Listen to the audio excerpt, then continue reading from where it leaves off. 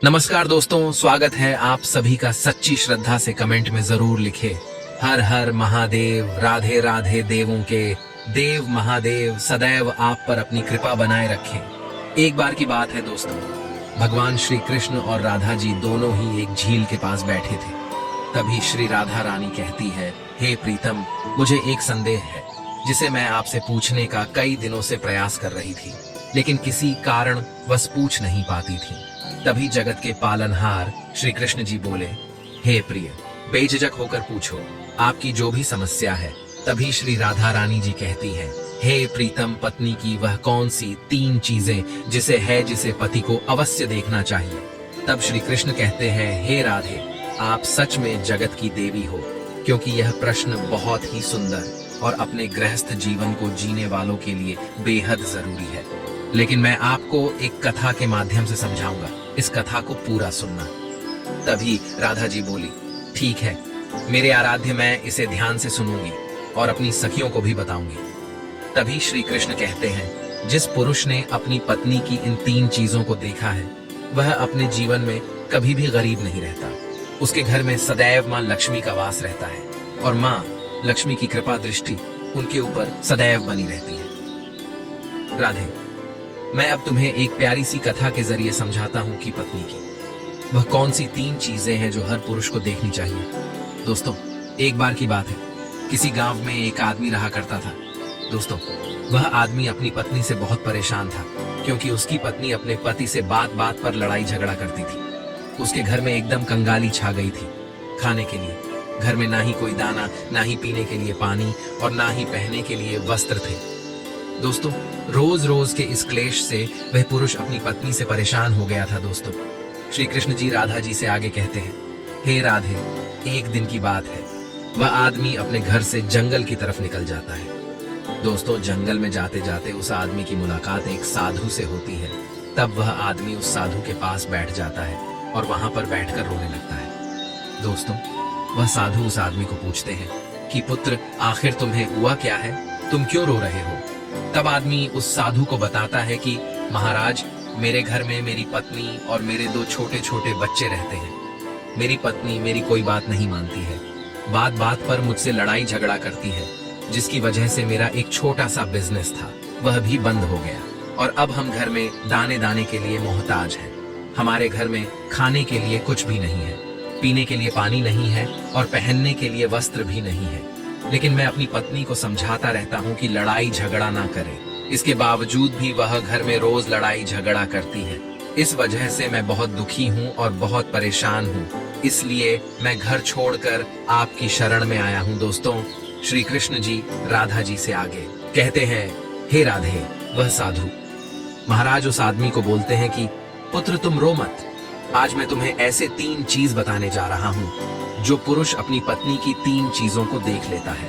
वह पुरुष अपने जीवन में कभी भी गरीब नहीं रहता है और ना ही उसके घर में कभी लड़ाई झगड़े होते हैं और उसके बिजनेस में तरक्की होती है। दोस्तों, तो वह साधु महाराज उस आदमी को बताते हैं कि मैं तुम्हें जो बातें बताने जा रहा हूं, उन 3 चीजों को गांठ बांध लो। तब आदमी उस साधु महाराज की बातें बहुत ध्यान से सुनता है और साधु महाराज से बोलता है कि प्रभु, आप मुझे जल्द से जल्द बताइए, वह कौन से 3 चीजें हैं जो हर पुरुष को अपनी पत्नी की देखनी चाहिए। दोस्तों, तब वह साधु महाराज उस आदमी को एक कहानी सुनाते हैं। किसी नगर में एक सेठ रहा करता था। उस सेठ का बहुत बड़ा व्यापार था। उसके घर में सेठ और उसकी पत्नी रहा करते थे। उस सेठ और सेठानी में आपस में बहुत प्रेम था। उनके घर में कभी भी लड़ाई झगड़ा, किसी प्रकार का कोई अंधा क्लेश नहीं होता था।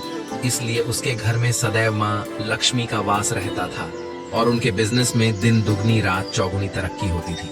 उन सेठ सेठानी में इतना प्रेम था कि आसपास के लोग उनके इस प्रेम को देखकर जय जय करते थे। दोस्तों, सेठ और सेठानी के इस प्रेम की मिसाल हर गांव वाले देते थे। ऐसे कर करके उस सेठ और सेठानी की बात उस गांव की राजा तक भी पहुंच जाती है। दोस्तों, जब सेठ सेठानी की बात उस राजा के पास पहुंचती है, तो वह राजा भी उनके प्रेम की मिसाल की तारीफ करते हैं और कहते हैं, हमारे गांव में एक पुरुष और स्त्री ऐसे भी हैं जिनके घर में कभी भी लड़ाई झगड़ा नहीं होते हैं उन दोनों में आपस में इतना प्रेम है कि जितना मैंने आज तक अपनी जिंदगी में कभी भी नहीं देखा। दोस्तों, एक बार की बात है, वह राजा पूरे नगर में ढिंडोरा पिटवाते हैं और कहते, इस राज्य में जितने भी लोग हैं वो सभी लोग अपने अपने घर में दिया जलाकर रखेंगे। तब राजा की रानी अपने राजा से पूछती हैं कि महाराज, आखिरकार आप सभी के घर में दिया क्यों जलवा रहे हैं? राजा रानी की बात सुनकर रानी को बोलते हैं कि दीपक प्रेम की निशानी होती है। जिसके घर में दीपक जलता है उसके घर में सदैव ही प्रेम बना रहता है, और मैं चाहता हूं कि जो प्रेम सेठ और सेठानी के बीच में है वही प्रेम हमारे इस नगर में, हमारे इस राज्य में हर पति और पत्नी के बीच में हो। इसीलिए मैं हर घर में दीपक जलाना चाहता हूँ। दोस्तों, कृष्ण जी राधा जी से आगे कहते हैं, हे राधे राजा, पूरे नगर में ढिंडोरा पीटते हैं और बोलते हैं सभी के घर में दीपक रात भर जलना चाहिए। दोस्तों, राजा की बात मानकर सभी नगरवासी अपने अपने घर में दिया जलाते हैं, लेकिन जैसे ही आधी रात होती है सभी के घर के दीपक बुझ जाते हैं। लेकिन उस सेठ और सेठानी के घर का दीपक अभी भी जल रहा था, क्योंकि दोस्तों दीपक प्रेम की निशानी होती है, और जो सेठानी थी वह अपने घर के दीपक को सदैव जलाए रखती थी, जिससे सेठ और सेठानी का प्रेम बरकरार रहे। लेकिन दोस्तों, जो सेठानी थी वह अपनी मनमानी करती करती थी, उसका जो मन करता था वह वही काम करती थी। लेकिन सेठ को इस बात से कभी भी कोई दिक्कत नहीं होती थी, क्योंकि सेठ बहुत समझदार था। वह सोचता था कि यदि मैं अपनी पत्नी के साथ रोक टोक करूंगा तो घर में बेवजह ही लड़ाई झगड़ा होंगे। दोस्तों, इसीलिए सेठ सेठानी की कई चीजों को और कई बातों को अनदेखा करता था। वह सेठ इसलिए अनदेखा करता था ताकि पति पत्नी में वह प्रेम व्यवहार बना रहे। एक दिन की बात है दोस्तों, राजा और रानी अपने छत के ऊपर खड़े होकर अपने नगर का नजारा देख रहे थे, और वह राजा और रानी देखते हैं कि उनके पूरे राज्य में अंधेरा था, लेकिन सिर्फ एक सेठ और सेठानी का ही गांव का घर था जहां दीपक जल रहा था। दोस्तों, तब राजा रानी से बोलता है कि देखो, सेठ और सेठानी में कितना प्रेम है। सभी के घरों का दीपक बुझ गया है, लेकिन सेठ और सेठानी के घर का दीपक अभी भी जल रहा है। इसका मतलब यह है कि सेठ और सेठानी में बहुत ही ज्यादा प्रेम है। तब रानी अपने राजा से बोलती है कि महाराज, सेठ और सेठानी में जो भी प्रेम है वो इसीलिए है क्योंकि सेठानी समझदार है, इसलिए सेठ के घर में प्रेम है। दोस्तों, जब राजा रानी की बात सुनता है तब राजा बोलता है कि नहीं महारानी, यहाँ पर सेठ ज्यादा समझदार है, इसलिए उनके घर में कभी भी लड़ाई झगड़ा नहीं होते हैं। दोस्तों, रानी बोलती है कि सेठानी समझदार है। राजा बोलते हैं कि नहीं, सेठ समझदार है। दोस्तों, सेठ और सेठानी की बात को लेकर राजा और रानी में बहस होने लगा। तब राजा बोलता है कि देखो, हमें बहस करने की जरूरत नहीं है, क्यों ना हम दोनों उनकी एक परीक्षा लें। परीक्षा में जो पास होगा वही समझदार होगा। राजा और रानी अपनी बात से सहमत हो गए और उन दोनों की परीक्षा के लिए तैयार हो जाते हैं। दोस्तों, तब राजा अपने महल में जाता है और अपनी दासी को बुलाता है, और वह अपनी दासी से बोलता है, उस सेठ के पास जाओ और जो जो प्रश्न मैं तुमसे बोल रहा हूँ वह तुम सेठ को बोलना। वह दासी बोलती है, ठीक है महाराज। फिर वह दासी राजा की बात सुनकर सेठ के पास जाती है। इस समय घर में सेठ ही था। सेठ की पत्नी बाजार गई थी कुछ सामान लेने के लिए। दोस्तों, तो वह राजा की दासी सेठ से बोलती है कि सेठ जी, मैं राजमहल से आई हूँ, राजा साहब ने मुझे भेजा है। दोस्तों, श्री कृष्ण जी राधा जी से आगे कहते हैं, हे राधे। तब सेठ उस दासी को बोलता है कि बताइए, मैं आपकी क्या सेवा कर सकता हूँ?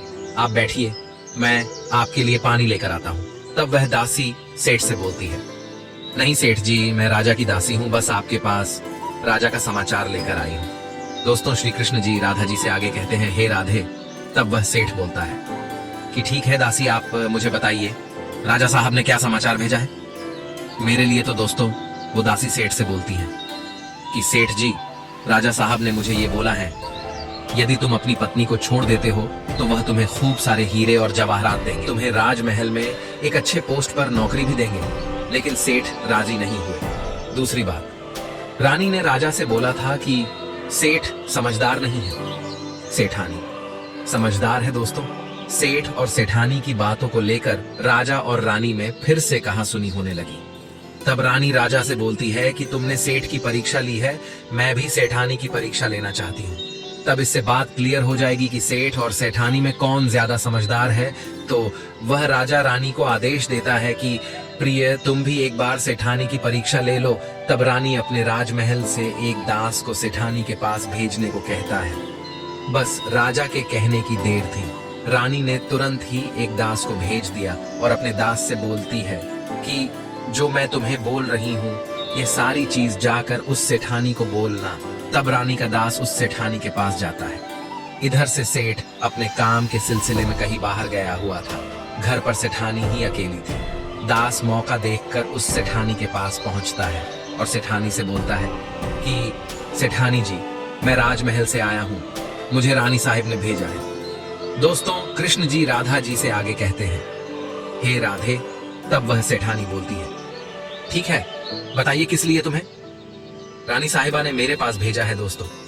तब वह दास सेठानी से बोलता है कि रानी साहिब ने बोला है कि यदि तुम अपने पति को छोड़ दोगी तो वह तुम्हें बहुत सारे हीरे जवाहरात देंगे, और अगर तुम अपने पति को मार दोगी तो वह तुम्हें अपने राज्य का आधा हिस्सा दे देंगे। दोस्तों, दास की बात सुनकर सेठानी तैयार हो जाती है और कहती है, ठीक है, यदि रानी साहिबा राज्य का आधा हिस्सा मुझे देगी तो मैं अपने पति को मार दूंगी। दोस्तों, तब उस राजा का दास उस सेठानी से बोलता है कि मुझे कैसे पता चलेगा कि तुमने सेठ जी को मार दिया है दोस्तों। तब सेठानी रानी के दास से बोलती है कि मेरे घर में जो दीपक जल रहा है वह तुम्हें दिख रहा है। तब दास बोला, हाँ दिख रहा है। तब सेठानी उस रानी के दास से बोलती है कि जब मैं अपने पति को मार दूंगी तो मैं ये दिया बुझा दूंगी तो तुम्हें पता चल जाएगा कि मैंने अपने पति को मार दिया है। अब वह दास सेठानी की बात सुनकर राजमहल को वापस लौट जाता है और राजा और रानी से यह सारी बात बताता है।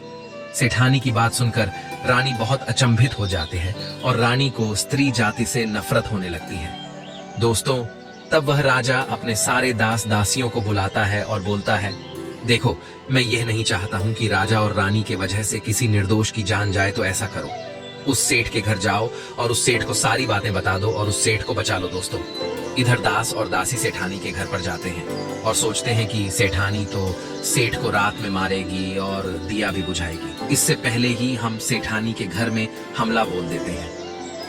दोस्तों, कृष्ण जी राधा जी से आगे कहते हैं, हे राधे, इधर रात भी नहीं हुई थी, शाम का समय था और जैसे ही राजा के सेवक सेठानी के घर पर ढाबा बोलते हैं तो देखते हैं कि सेठ पहले से ही मारा हुआ है। दोस्तों, तब राजा और रानी के दास दासिया उस सेठानी से बोलते हैं, सेठ जी तो मारा पड़ा है, लेकिन सेठ को तो तुमने रात में ही मारने को बोला था। दोस्तों, तब वह सेठानी उस दास और दासी से बोलती है कि सेठ को तो मुझे मारना ही था, रात में तो मुझे दिया बुझाना था, इसलिए सेठ को तो मैंने दिन में ही जहर देकर मार दिया है। अब मेरा काम है सिर्फ दिया बुझाने का। दोस्तों, वह सभी उल्टे पांव उस सेठ के घर से राजा के दरबार में चले आते हैं और राजा को सारी बातें बताते। दोस्तों, राजा क्रोध से आग बाबूला हो जाता है और उसको स्त्रियों से घृणा होने लगती है और वह अपने सैनिकों को भेजता है कि उस सेठानी को बंदी बनाकर ले आए। तब राजा के सैनिक उस सेठानी को बंदी बनाकर राजा के राज दरबार में पेश करते हैं। दोस्तों, कृष्ण जी राधा जी से आगे कहते हैं, हे राधे। तब वह राजा उस सेठानी को कारावास में डलवा देता है और वह राजा समस्त स्त्री जाति से नफरत करने लगता है। दोस्तों, वह साधु इस कहानी को गांव के उस आदमी को सुनता है। तब साधु उस आदमी से बोलता है, अब तुम्हें समझ में आ गया होगा कि स्त्री की वह कौन सी 3 चीजें हैं जो हर कोई पुरुष को देखना चाहिए। वह आदमी साधु से बोलता है कि महाराज, मुझे अभी भी समझ में नहीं आया, स्त्री की वह कौन सी 3 चीज हैं जो हर पुरुष को देखना चाहिए।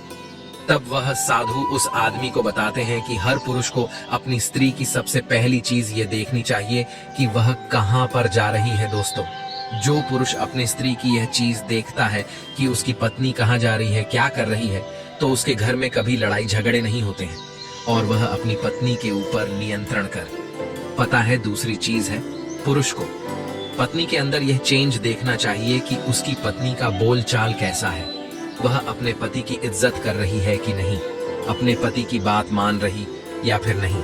जो स्त्री अपने पुरुष की बात नहीं मानती है, अपने पति की इज्जत नहीं करती है, वह अपने पति के साथ कुछ भी कर सकती है, जैसे कि उस सेठानी ने उस सेठ के साथ किया था।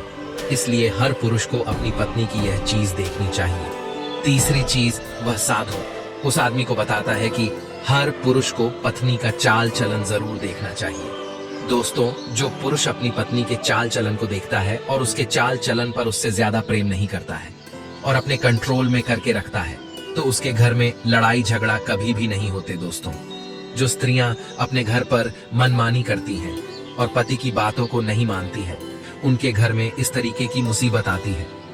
दोस्तों, ये 3 बातें वह साधु महाराज उस आदमी को बताता है और फिर वह आदमी इन 3 चीजों को गांठ बांध लेता है और साधु को प्रणाम करके अपने घर पर चला जाता है। दोस्तों, कृष्ण जी राधा जी से आगे कहते हैं, हे राधे, अब तो आप समझ गई होंगी कि वह कौन सी 3 चीजें हैं जो पुरुष को अपनी स्त्री की अवश्य देखनी चाहिए। तभी राधा जी कहती हैं, जी प्रीतम, आपने मुझे ये बातें बता के कृतज्ञ कर दिया है, मैं धन्य हो गई हूँ। दोस्तों, मैं उम्मीद करता हूँ आपको इस कथा से बहुत कुछ सीखने को मिला होगा। इस वीडियो को लाइक करें, अपने दोस्तों के साथ शेयर करें और हमारे चैनल आध्यात्मिक ज्ञान को सब्सक्राइब करना ना भूलें। धन्यवाद।